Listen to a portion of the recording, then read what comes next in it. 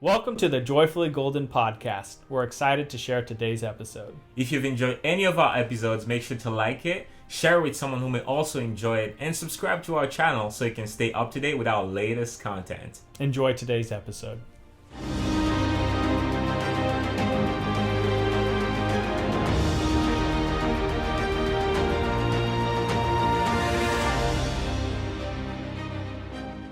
Since the dawn of time, many of the world's greatest thinkers, if not all of them, have concluded that a person's life goes in the same direction as their words. One of my favorite quotes about the power of words is from the Bible. It reads, "Life and death are in the power of the tongue." Now, in some cases, the words that point someone's life in a specific direction are from other people. But in either case, the words we hold on to affect our lives significantly. Today, we'll discuss how we can each use our words more carefully and align the words we say and hold on to with the direction in which we wish to go. Joy, which are more powerful, spoken or written words? Wow, that's a great question. And in my experience, I feel like I've been extremely deeply impacted by both written words and spoken words. And so, because of that, I feel like the power of it doesn't necessarily lie in the format, but I would say in pretty much how deeply you allow the words into you. So, I don't think so much that the words are powerful from where they come from, but from the person who receives them. And this is what I mean. I believe there's people that have been impacted by extremely powerful words or that have heard or read, but they yield no results in their lives. And a very simple example for people who are religious or who know about the Bible. There's so many different instances in the Bible in which Jesus will be speaking to crowds of thousands, and the exact same words that he would say, in some people, it will completely change their lives, and some people will hear the words and try to kill him. And some people will just go back home unchanged by those words, but it was the exact same words. And I feel like it's the same way. I mean, we both know this all over. First of all, there's all the libraries are filled with books that are life-changing. But now we have YouTube and all those where you can, if you really want to, you can find words that will uplift you, impact you, and everything. But people don't go to it, So it doesn't make those words less powerful. But I think they play out based on how the recipient of those words reacts. And I think that's when the power of those words is shown. So to answer to that question, kind of like to wrap it up, I believe every word is powerful in its essence, but the power of it is demonstrated or manifested based on how the recipient receives those words and what they do with them. Yes. So, Andrew, do you have an example in your life in which words, either spoken by you or by someone else, moved you in a specific direction, good or bad? Oh, absolutely. In the good sense, I think the kindness of my parents, and I think, when a parent tells their child that they love them, it's very important because I trust my parents fully. I'm not saying that just to be on here and be like, "Hey, mom," Dad. Like I do, and because of how they've said what they've said to me has made me a better person. It's how I treat other people was how I learned from what the words that my parents brought and gave to me that I can share with other people. On the other hand, a negative, I had a boss back in the day, not with my current line of work, but before, whose words were just very terrible.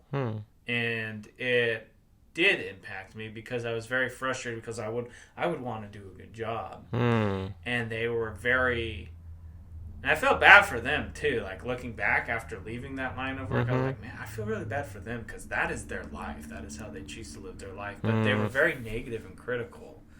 And it poured into the stress of the people I worked with and how we, you'd go to work and like, okay, it was difficult because I was making decent money, but at the cost of pain and emotional suffering from how I was being treated. And I think both of those have taught me in a way, when someone has been kind to me, that is how you should treat people. And then I've learned when someone is cruel to me, or if I've done something that was not kind to other people, that I have learned that is not how you should treat people. Joy, it is said that sticks and stones may break my bones, but words can never hurt me. What do you think about that statement?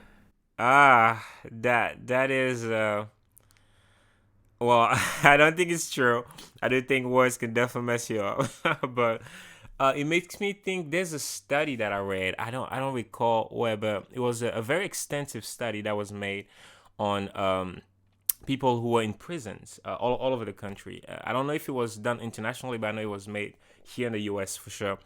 And out of all the people, I think about 90+% of all the people that they interviewed who were in prisons, about 90 plus out of 100%, at one point in their life prior being into prison, heard someone told them, you will end up in prison.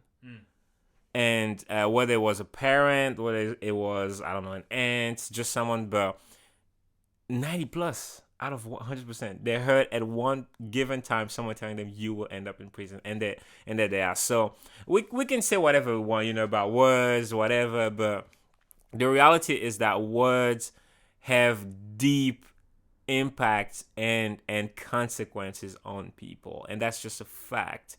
And so I think as we grow up, or as we mature, we have more and more control over whatever we allow.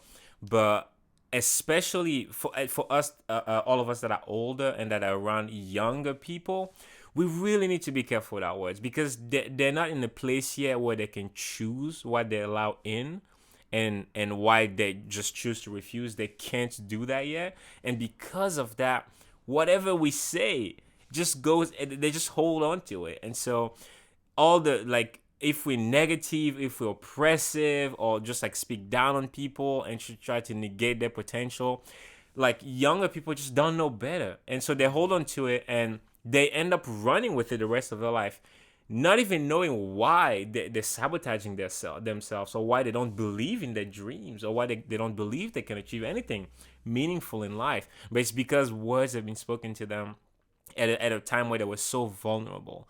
And so I guess that's just I don't know, I just felt like saying that. But words are powerful. And so I think for us, people that are older and can think and can understand this, I think we have that responsibility, because we can't ask kids or younger children to be mindful of what they listen to, because they shouldn't have to worry about that yet, And so I think the responsibility is on us, who can choose what we listen to and choose what we say, to not only make better choices as far as the words we allow, but also make better choices with the words we speak, because words are powerful. Andrew, in what way, in your opinion, should we strive to use our words?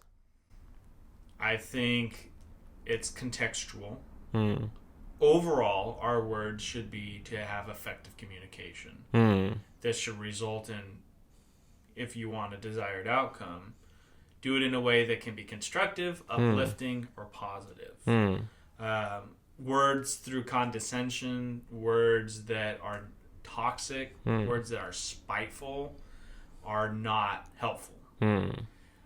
Ideally, you want to treat other people the way you want to be treated, right? And I think regardless of how other people speak to you or speak of you, your word, you really should put value in your word. And we should strive to use our words to reflect our moral character. How we act, how we say, what we do, what we listen to.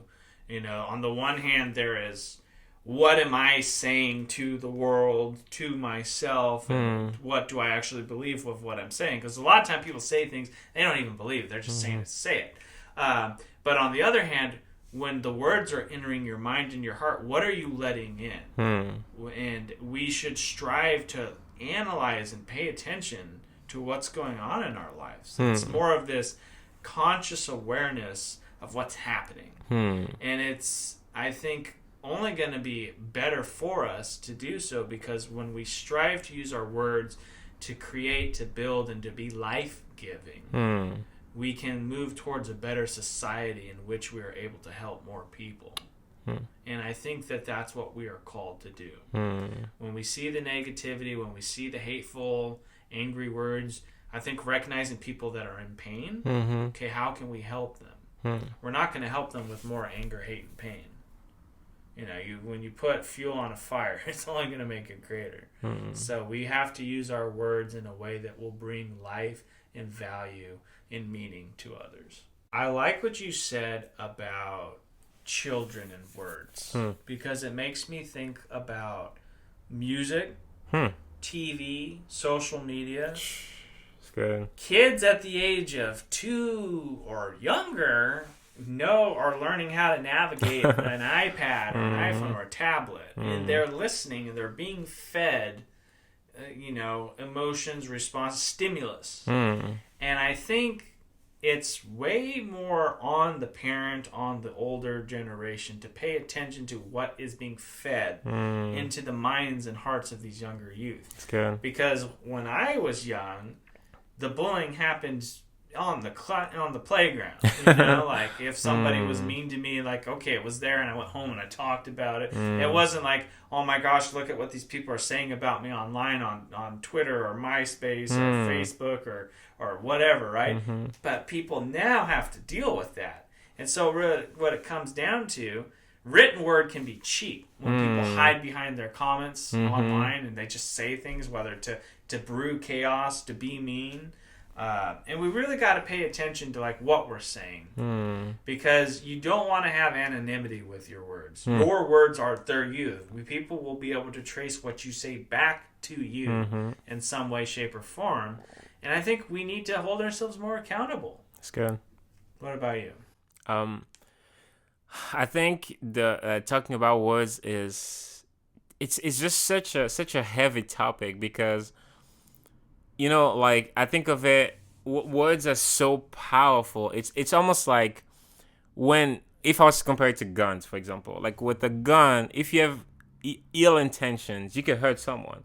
But with a gun, you can save someone from a ferocious animal attack, for example, with the exact same gun. But you don't use a gun all the time.